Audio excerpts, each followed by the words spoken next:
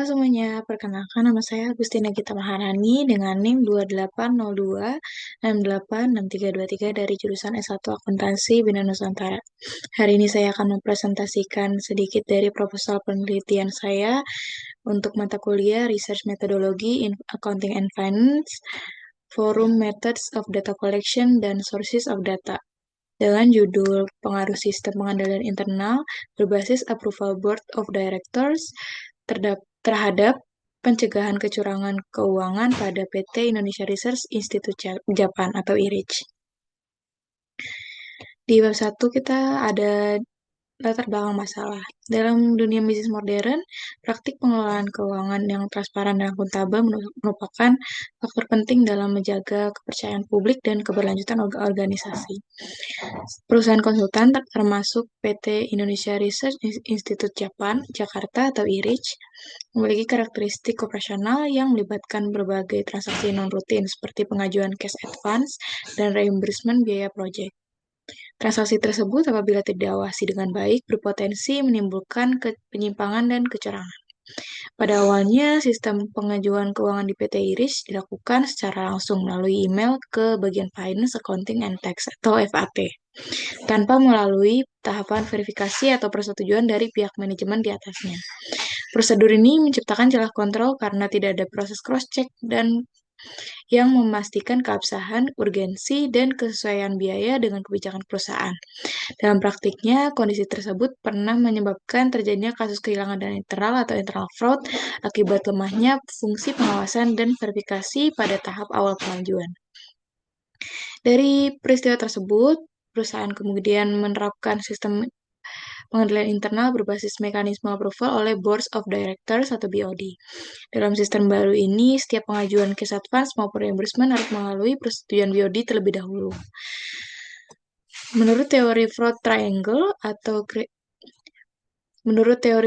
triangle dari Creasy pada tahun 1953, kecurangan terjadi karena adanya 3 faktor utama, yaitu tekanan, peluang, dan rasionalisasi.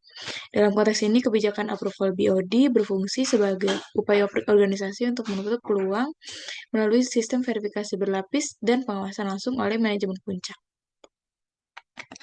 Dengan demikian, kebijakan tersebut menjadi bagian integral dari penguatan sistem pengendalian internal perusahaan. Adapun rumusan masalah yang saya ambil yaitu yang pertama, apakah sistem pengendalian internal berbasis approval BOD berpengaruh terhadap pencegahan kecurangan keuangan pada PT IRIJ?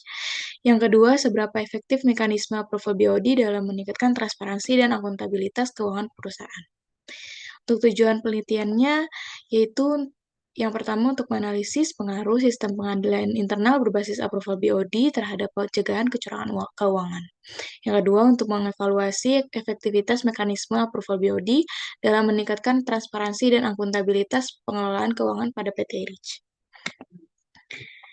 Di bab 2, di sini ada grand theory dari Donald Ed Creasy pada tahun 1953, dan untuk penjelasan dan pengukuran variabelnya itu X-nya adalah sistem pengendalian internal dengan indikator pengukuran prosedur approval BOD dan pemisahan fungsi dan tanggung jawab. Untuk pencegahan kecurangan keuangan sebagai variabel Y, indikator pengukurannya adalah kepatuhan terhadap prosedur pengajuan keuangan, transparansi dan akuntabilitas pelaporan, penurunan klaim, atau pengeluaran tidak sah. Ini adalah 3 penelitian terdahulu. Selanjutnya adalah kerangka penelitian, yaitu sistem pengendalian internal menyebabkan pencegahan kecurangan keuangan. Untuk hipotesis yang pertama, yaitu hipotesis 1, yaitu sistem pengendalian internal berbasis approval BOD berpengaruh positif terhadap pencegahan kecurangan keuangan pada PT IRIJ. Untuk metode penelitian ini, kita akan di 3.1, metode pengumpulan datanya merupakan pendekatan kuantitatif deskriptif. Populasi dan sampel. Untuk populasinya, yaitu seluruh karyawan PT Irich yang terlibat dalam administrasi keuangan. Untuk sampelnya ada 30 responden dengan teknik purposive sampling. Berikut adalah eh, si indikator, variabel, dan skala yang akan digunakan pada penelitian ini. Dan metode analisis data akan menggunakan regresi linear sederhana untuk menguji pengaruh sistem pengendalian internal terhadap pencegahan kecurangan. Dan berikut adalah daftar pustakanya. Sekian dari saya, terima kasih.